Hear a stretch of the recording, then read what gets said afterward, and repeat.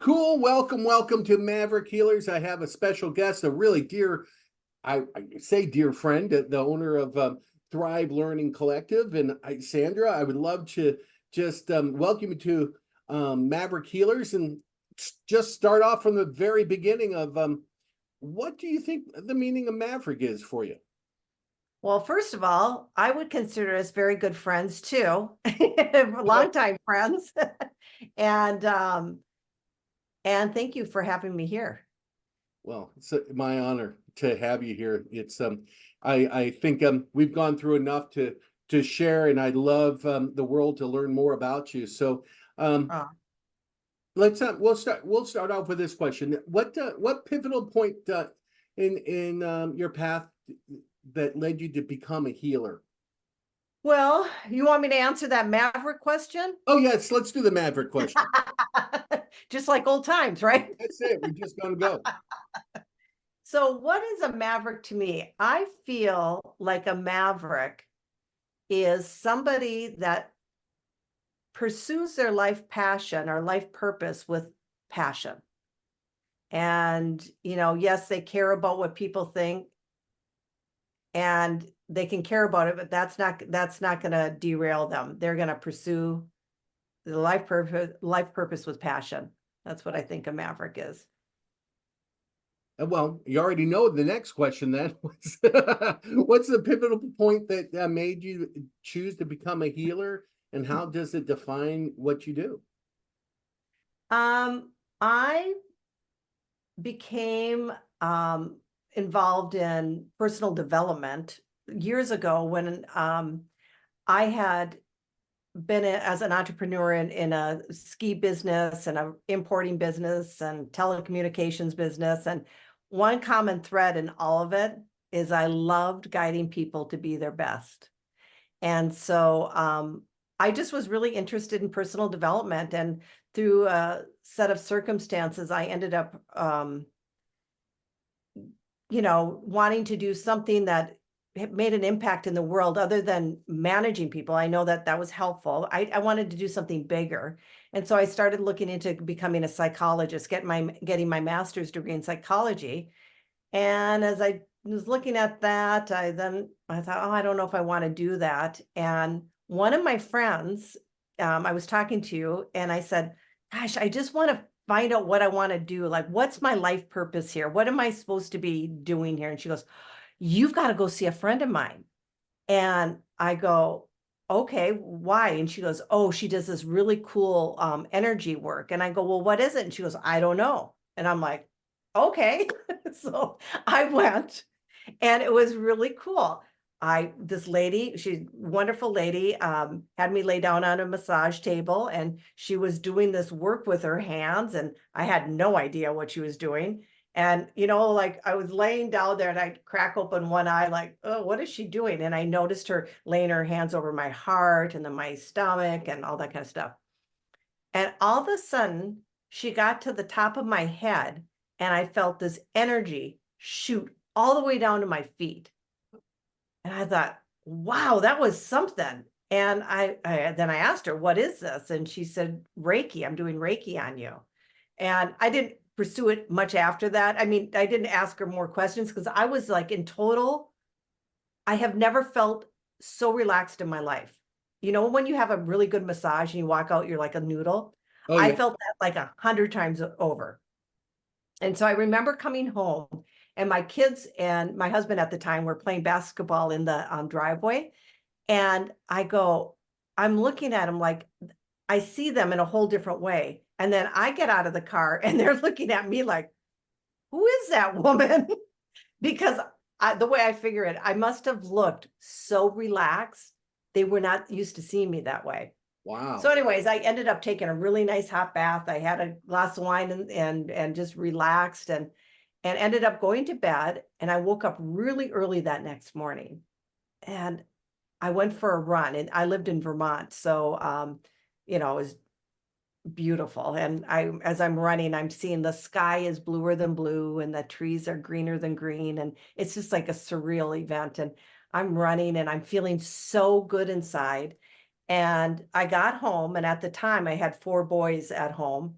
and no one was up. And I'm like, it's a Saturday morning, no one's up. I have the house to myself. I'm gonna get on the computer. So it was back then when it was dial up. So I got right on the computer and I started surfing, masters in psychology, da da da da da. And all of a sudden, this pop-up window came up, life coaching. And I'm like, huh, what's that? So I started looking and investigating, and I thought, wait a minute, I want to do that. Because my biggest worry is, as a psychologist, I'd have to sit and listen to people's problems all day long. I don't want to do that. So that day I signed up to become a coach. And I did that training. And then that training led to becoming trained in neuro-linguistic programming. And as I became trained in that, that led to becoming a trainer for neuro-linguistic programming. And it was probably the best decision I ever made in my life. I will be forever grateful being introduced to that model of healing. So that's how I got into it. Well, before we kind of got started, you said something, you don't view yourself as a healer. Would that be like a core belief in your practice? You said something to me, I want you to share. Yeah. Yeah. Well, I really believe that everyone is their own healer. And my job is to guide them to heal themselves. And so I always kind of like envision me as an NLP practitioner, a hypnotist and coach, is that I have this really magical flashlight that I have in my back pocket. And when I pull it out and I start shining it, all of a sudden different areas of a person's life are illuminated, that they can see things that they hadn't seen before, that are playing out in their life. And sometimes they're really good things that are playing out, and sometimes not so good. And so I guide people to have what's playing in the unconscious mind in the background, and I bring it to the foreconscious, and so all of a sudden they can look at it, and now we can look at it and say, hey, do we want to keep this pattern or do we want to get rid of it? And so that's how I kind of view it. I don't want to take, first of all, I don't want anybody to depend on me to heal them, because that's too much pressure for me. I think it's I love a guiding healthy people way to of heal looking. themselves. Yeah. Huh? I think it's a healthy way of looking at it. Yeah. Well, thanks. Yeah. Appreciate that. So I kind of put, I didn't want to put words in your mouth.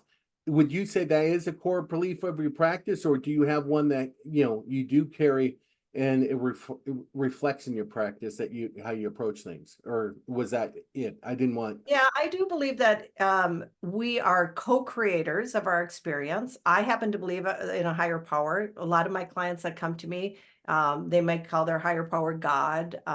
Some people don't believe in God, and that's okay. It doesn't really matter to me. I do. And so that's one of my core beliefs. The other core belief is that people are their own healers. And then the other one is that we really have, I think it's really important for us to become responsible communicators. Like, we need to be responsible what's coming out of our mouth and how we're behaving.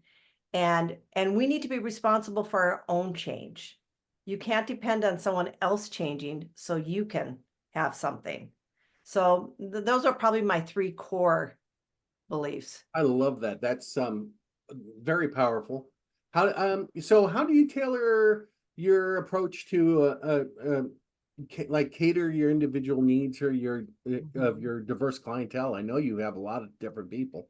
How do you Right. how do you Well, I work kind of organically. So someone will come to me, and usually, so I have people that come to me that they're having some challenges in their life, and they don't know how to overcome them. And so I kind of demystify, what they think is a failure. It's just, for me, it's just a strategy. So I help them create strategies for success. And sometimes the strategy for success has to be built upon a belief system that they don't have. So we have to get rid of old beliefs and install new beliefs. Sometimes it's that they're disconnected from a value system. As we age, our values change, and the importance of the importance of each value may shift. like when we're teenagers and young adults, freedom is probably trumping everything. And then as we get in our 30s and 40s, maybe freedom's not so important, maybe security is. So I teach people to become consciously aware of what their values are and how their life can reflect those values. How do they have to behave in order to reflect those? So depending on how a person shows up. So if they show up for a challenge, I go in one direction. If they show up because maybe they just want to do something better, well, then we create strategies for them to do something better. Sometimes people just meet with me because they want that collaborative relationship where they can bounce ideas off of me, maybe products and all that kind of stuff, so that they know I'm in their court, Right. and they don't have to split half the profits. And so, I'm a support role as well. I just like when people say, what am I going to do session 1? What am I going to do session 2? What am I going to do session 3? I don't know. It depends on what comes up. But what I do know is we're going to move forward, That's great. I like that. So how do you measure success for yourself and your client? There was a time in my life, I remember going to a counselor, and I remember I was in a relationship, and I said to her, how many happy days do people usually have compared to unhappy? And she kind of looked at me like, that's an interesting question. And I said, well, what is it? Like, what's the percentage? And she goes, well, I'm curious, what's your percentage? And so we kind of did a backtrack, and I had 90% what I considered bad days and 10% good. And so if you ask me, what do I consider to be successful? I have bad moments, and sometimes I have challenging days. Most of my days are good. Nice. And so that's a measure. And I measure my success through the relationships that I have. I have really good relationships. And serving my clients. I feel like I have, my practice is mostly all referrals. I would say 99% of the clients I have are all from referrals. That's So I'm fantastic. very blessed. Yeah. What would you say the most common misconception about your practice, and how do you address them? Well, the common misconception is change is hard, and change takes a long time. And that's simply not true. And so I tell them the story of one of my first trainings in NLP. I had what you would consider more generalized anxiety, Mhm. very social anxiety, huge. And I remembered in that training, I signed up for the training and I was going to it, and I was just beside myself with fear. And because I had to go meet people that I didn't know, and were they going to think I'm stupid, or they're not going to like me or whatever? It was terrible. It was terrible. And I was crying, and got into the training and sat down. And of course, people were friendly and all that kind of stuff. And this organization wanted to know if anybody was interested in learning to become a trainer. And I'm like, oh my God, I would love that. So I perked up. I was really excited. And then I just kept on stalling out because I was so afraid to ask to what I would have to do, right? Right. And so I always say I have a magical birthday. I have 2 birthdays. So not 2 birthdays, but I had a magical birthday gift. Let's say that on my birthday. Nice. It was on my 45th birthday. I went up to the trainer and I said, you know what? I'd like to become a trainer.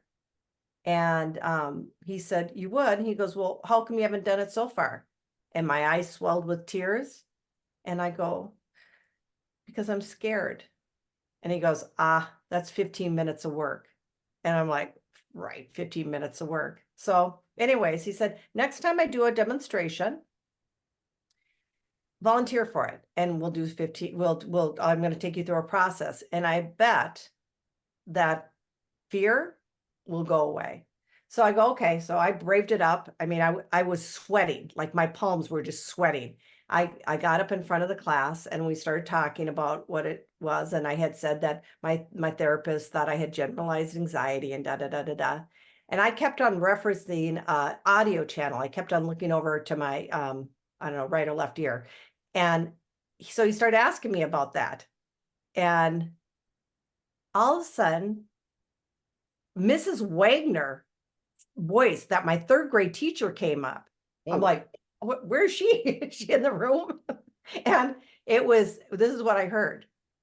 What are you, a stupid idiot? And all of a sudden the memory flashed up. And the memory was I'm a third grader and she's doing division, long division in class. And I'm like, do, because I have no idea what she's doing. And I'm totally like in another world.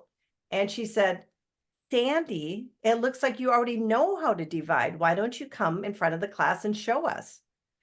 And I went in front of the class and it was like as if she was asking me to speak Chinese. I had no idea. no. And that's when she said, what are you, a stupid idiot?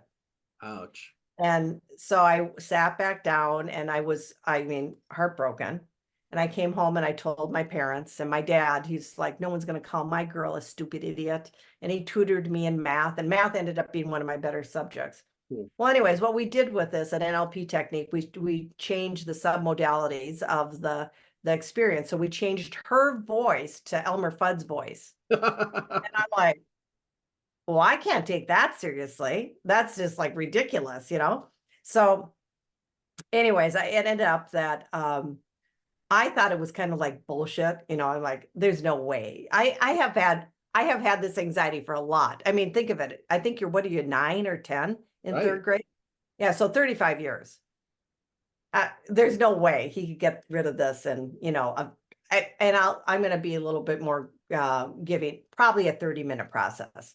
Right. So next day I woke up, and where I would typically be really nervous to return phone calls because I wouldn't know what to say or I wouldn't say the right thing, or to return an email, I couldn't do that. I just labored over everything. I worried and worried and worried. All of a sudden I pick up the phone, I return a phone call, and I'm like, well, that's weird. And then, I go to return an email and I fire that off, and I'm like, Jesus, wow, this is really something. And then the last test was I walked into the class. Now, most of the days I'd walk in, I'd have sweaty palms and kind of to sneak in there and sit in my little seat and not real pay attention to too many people. And this time I went in there and it's like, I'm here, you know, I've arrived. And I'm like, I'm going to do this for a living. I'm going to help people Mm. that they can have my experience. And so, you know what? That was 15 minutes, 30 minutes at max. So it doesn't have to take a long time to change or learn. That's a good example, a good story. I guess in your view, how does your approach to, you know, your practice or healing complement or challenge traditional medicine? Well, because a lot of times people have this thing that it can't be in your head. Right. Like illness can't be in your head. And I don't believe our head is separate from our body. So I believe our thinking impacts our body, and our physiology impacts our thinking. And so I have a health education background as well. And so I believe that people are in much more control of their health than we're led to believe. And I think that's changing, like with functional medicine and all that kind of stuff. I believe our thoughts matter. Oh, I yeah. believe that, you know, like the pain scale for in the hospitals that was developed by Purdue, the Oxycontin people, they have the pain scale of 0 to 10. What's your pain level? So as soon as we mention pain, the person has to search for pain to check in if they have it or not, and then they rate it. Instead of saying, what's your comfort level? Because then they would search for comfort. So I believe language impacts our health. It impacts, and our beliefs impact our health. The way doctors speak to their patients, and if they suggest, doctors are great hypnotists. They can suggest a lot. And when you go in and you're scared, or you're maybe, like confused about something, they can make a suggestion like, oh, like I know somebody that was told that they were going to get cancer. They didn't have cancer. They were told, you're probably going to get cancer. Mm, Now, I don't think most doctors operate like that, but I just believe that we have much more power in healing than we're given credit to. And I think a really good doctor is going to take in what their patients feel about their body as well, and what they think about their body, and what they think about the disease that they've been diagnosed with, and all that kind of stuff. very true. Mhm. How do you expand expand or continue your learning? Oh my gosh. Because you always come up with new concepts. When we talk, you're telling me stuff or read this report. That's why I'm asking this question. I am a lifelong learner. You know how sometimes people learn because they have to learn because they feel stupid? Mm, That's not I love to learn. I just love to learn. Every day I'm learning something new. If I don't think I've put my head on the pillow to go to sleep at night ever and not learn something new. And you know what? My dad he started this years, when we were kids. He would say at the dinner table, "What'd you learn new today?" So he installed this really beautiful belief that it's important to learn. And so I'm just always learning. I love learning. Learning to me is like food. I love it and I need it and I enjoy it. nice. No, I think I have that same philosophy, and I'm probably picked it up with you when I was working with you. So I do enjoy that. Um, Oh, you had it before that, mister. yeah, I You, probably did. I yes. love learning. I'm always trying. With what would you say the most challenging aspect of working with a client that you and maybe how you overcame it? Well, I loved what in my traditional coaching that I trained in, they always talked about the resistant client. The client was resistant. Mm-hmm. And then when I got introduced to NLP, there wasn't resistant clients, it was just resistant practitioners. And so it was, it's like I took that when a client had resistance, it was like either I wasn't in rapport with them, maybe I wasn't in rapport with myself, so I couldn't be in rapport with them, or I wasn't finding what was really important for them to guide them towards where they want to go. And so in my younger, earlier years of practice, that was probably the most challenging when I found resistance. Right. Now, what's the most challenging in my practice now? Um, Gosh, I don't, I can't think of something that really stands out other than, hmm, I always, if I get a challenge, I just go in back in and go, okay, wait a minute, I got to ask it a different way. I've got to, I just don't see it that way. Or, Yeah. It's for me, it's a learning experience when I have it yeah. that. But you made an interesting comment. You said it's a resistant client or a resistant practitioner. What do you mean by a resistant practitioner? Well, I think sometimes practitioners aren't in rapport with clients. I just Okay. had a woman that had some hypnotherapy done, Hmm. and the guy's voice creeped her out, and he had an upward inflection always, and so she was uneasy. And um, he must not have been looking at her to tell that she wasn't like relaxed, or I'm assuming, but she Right. wasn't relaxed. It was a really awful experience. If you want to talk about a challenge, it would be that when someone's had an awful experience with a coach, and then I have to, or a hypnotist, and I have to kind of like, well, wait a minute. No, so what did they do exactly that made you uncomfortable? So sometimes I think when clients are resistant, it's easy for the practitioner to go, well, they're just being resistant. I don't, whatever. Because then, it's not about them.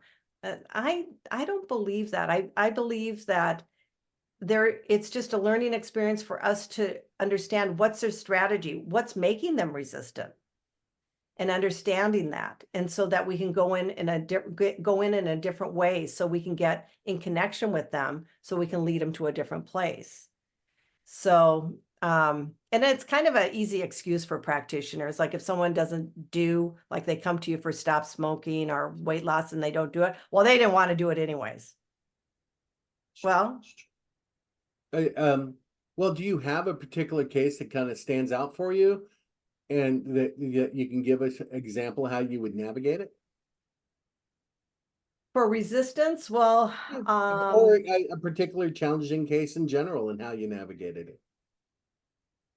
I think that what I'm seeing a lot of right now Mhm. is a lot of blaming and like generalizing, like these people are bad, or if it's a single person and they're dating, all men are bad, all women are bad, um, and instead of kind of um, going along with that, I just start asking questions because I want to really have them flip that belief on themselves. And what sometimes I will get is resistance in like, oh, you're blaming me. And that's not the work. This is not a blame game. This is a learning game. And when we get the lesson, we don't have to when we get the learning, we don't have to have that lesson again. So I guess the maybe the challenges with energy and being a match. So say someone has a feeling that all bosses are assholes. They're all Right. control freaks, right? And when we start breaking up that generalization, like, have you ever had a boss that wasn't an asshole? Well, yeah, I have. Okay. Okay. So we break that up a little bit. And then, what specifically makes them that way? And then usually they start to soften, and then sometimes I'll do perceptual positioning where they step into their boss energetically and they realize, oh, well, I guess he's not such a jerk. And so it's almost like applied knowledge, like bringing it back to self. Like Mhm. what's going on in you that's calling this lesson to you? Where is there an energetic match? And, people, like I said, a lot of times they say it's blame, and it's not blame. It's like, if I'm angry that all bosses are jerks, I probably will attract jerky bosses because that same boss might think all employees are jerks. And so we got a match, right? Right. We're an energetic match. And so, and then, eventually they start kind of softening. It doesn't happen, probably the biggest challenge for me is being patient enough for let it to soften, that it doesn't, sometimes people have to soften into things. They have to lean into things a little bit to get the experience. And so to be patient with that. But once I think people get the self-awareness and looking at what's playing in them that might create all these things showing up in their universe, then they can see it in a different way. Because I mean, my job is to expand a person's perception so that they can see things in different ways and maybe come to peace or come to a feeling of acceptance, whatever it is. But when you keep on seeing something the same way over and over and over, you're kind of stuck, right? And it's especially if it's holding you back. My job is to say, well, what if we looked at it this way? Or how about it from this angle? Well, what about from this angle? And all of a sudden their perception starts to change. It's like, huh, well, maybe all bosses aren't jerks, Right. you know? I like that the very first part of the very first couple of sentences you shared there was it's not the blame game, it's the learning game. And I think that's a Yeah. powerful way of looking at it to help people Hmm. shift a little bit. Hmm. And that, Life is about learning. It's sometimes I think that, gosh, our society is so about getting to the destination. And it's the journey along that gets us to that destination. That's the beautiful part. And sometimes we skin our knees. Sometimes we do. that's And true. sometimes we don't.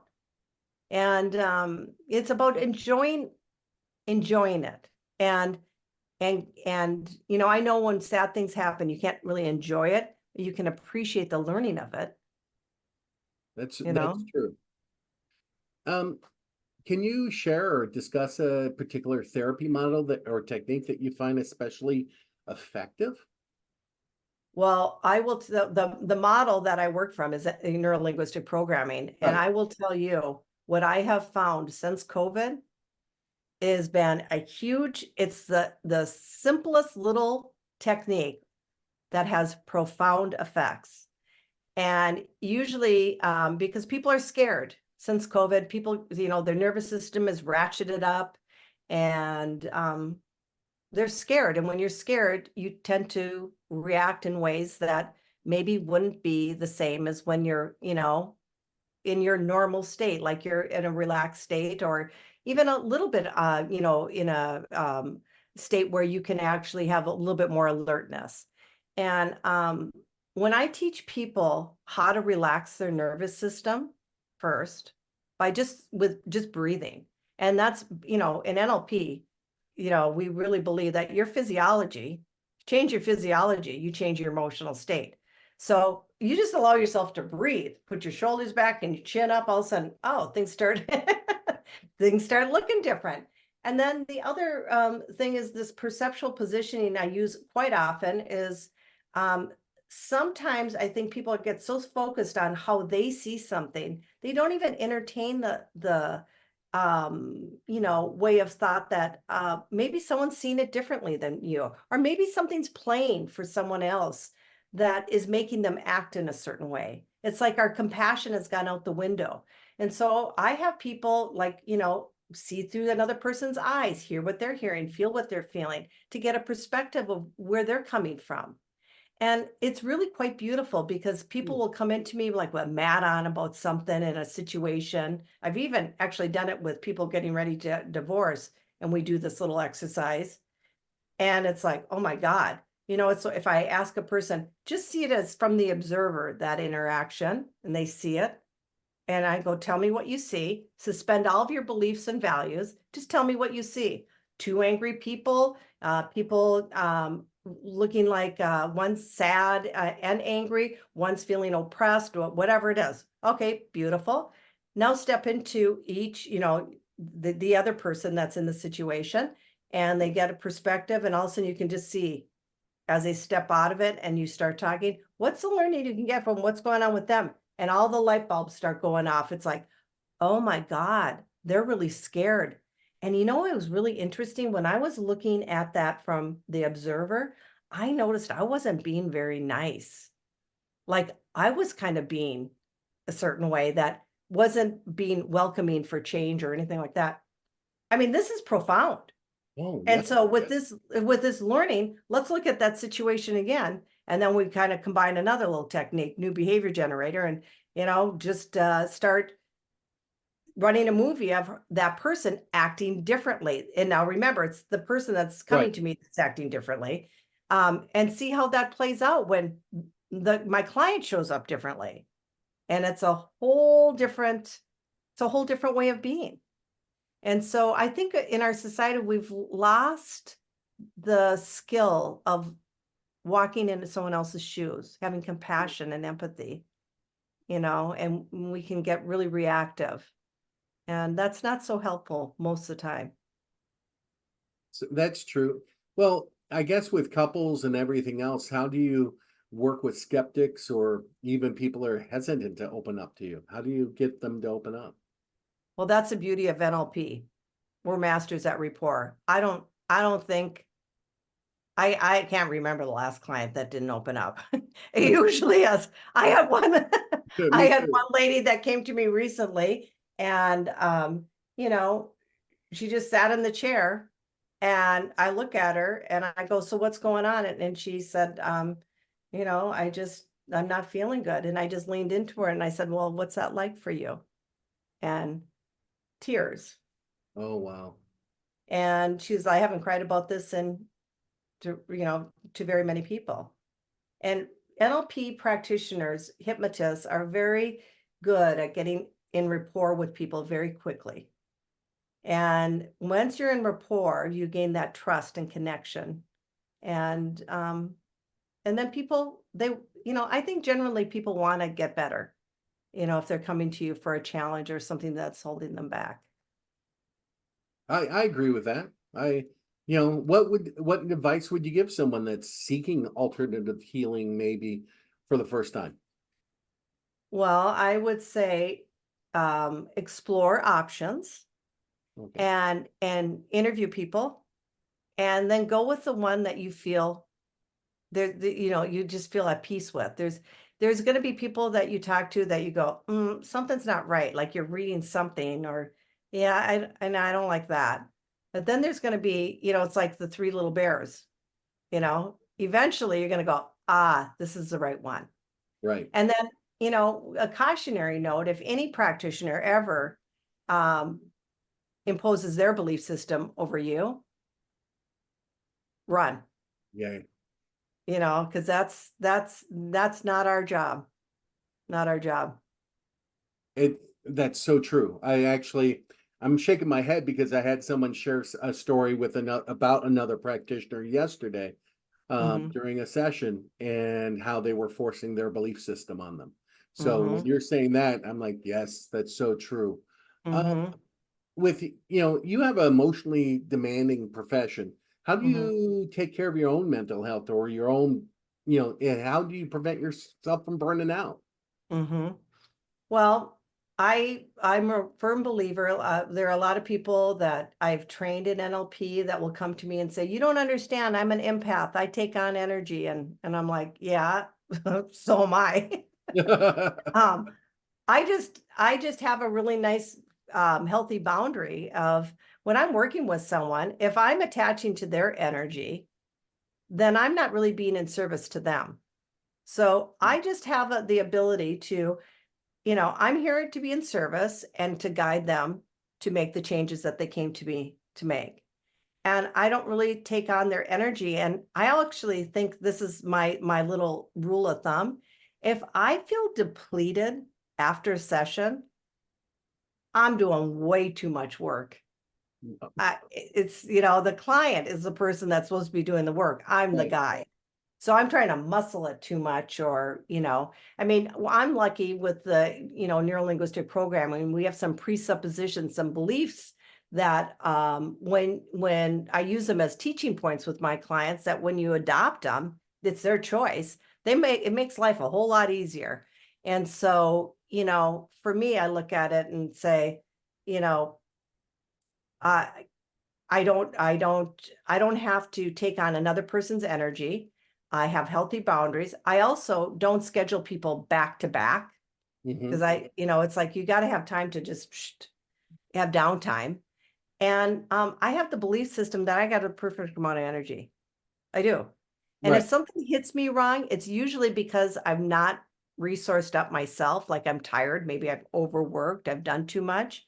So I have to do, I can do a lot of these processes on myself. And then I have trusted people like you and other people that I can go to that, if I'm having a challenge with something, can you take me through this process, or what do you think? I'm really blessed that way, that I have a network of really, really beautiful practitioners that I trust. And so, I look at it that way, and I take care of myself. I eat well, I exercise, I have really meaningful relationships. And so, and I don't believe that, I believe that this is all a process. So, if I am tired, it doesn't mean that it all is terrible. I just got to make an adjustment. Nice. Hmm. With what's been going on with the AI technology advancements, where do you think healing practices or are going to be going in the near future? Well, I've always said sound healing is going to be the the healing of the future. I mean, I believe that sound healing is really important.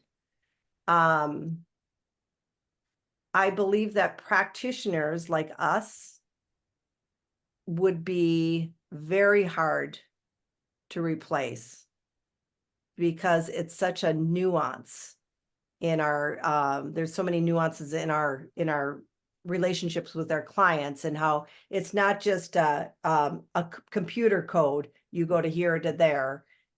We're going in and out of emotions, behaviors, beliefs that could change the trajectory anyway, So for us, I think as a practitioner, AI can help us as the back end of our business. There's a Right. lot of things that AI can help us with, like computer programming, all that kind of stuff. But as far as what we do, doesn't worry me too much.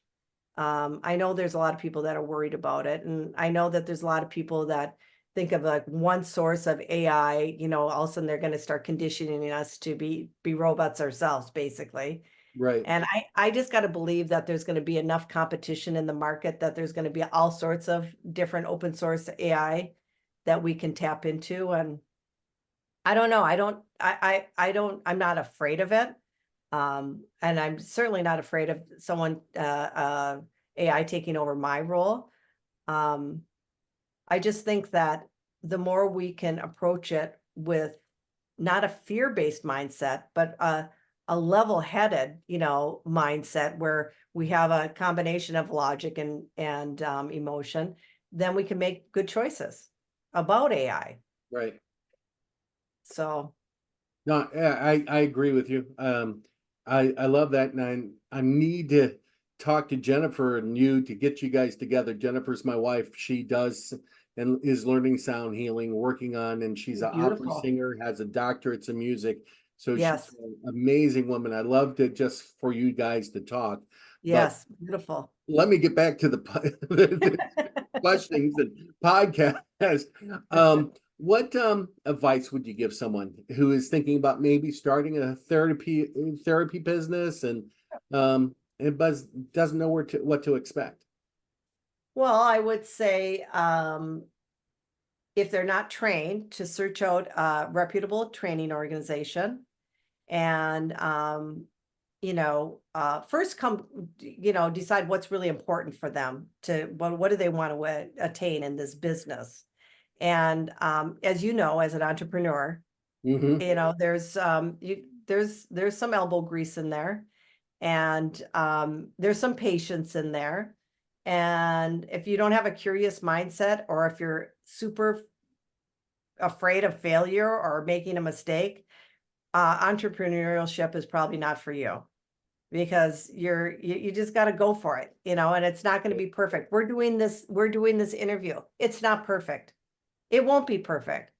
It's perfectly imperfect, and we're still doing it, right?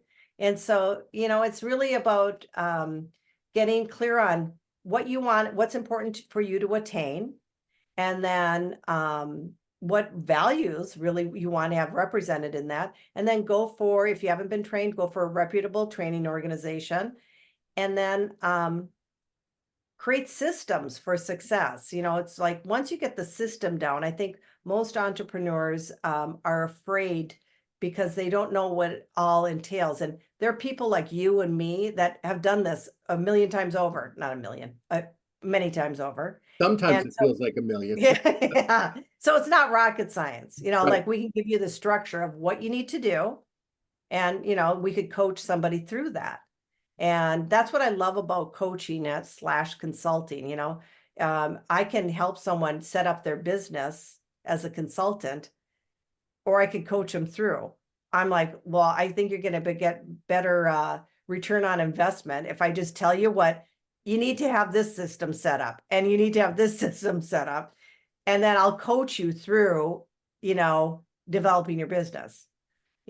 So yeah, I think that, getting a good mentor, tapping to yourself into people that you see are doing what you'd like to do, and interviewing them and saying, like, how did you do this? What do you like about it? What's the downfall of it? Or what's the challenge? Just arm yourself with information, and then go forth and do it. You just got to do it. Just do it. I Yes. we're at the end of the podcast, and I just want to say thank you. And we're probably could go down another 20 or 30 questions because my mind's going. So we'll probably will do this later on. But I want to say thank you. How can people get a hold of you? Oh, they can reach out to Thrive Learning Collective, and thrive learning collective.com. And do you put any links on your Yeah, your podcast? in the write-up, I'll put some links and Perfect, yeah. Or yeah, that's probably the best way is to go to Thrive Learning Collective and then say contact, press the contact to us, and I'll get an email. Well, And that would be great. fantastic. Oh, Sandra, thank you for taking the time and being part of Maverick Healers. And for the people that are watching right now, please like, share, and make a comment or two. So thank you. thank you, Bill. Thank you.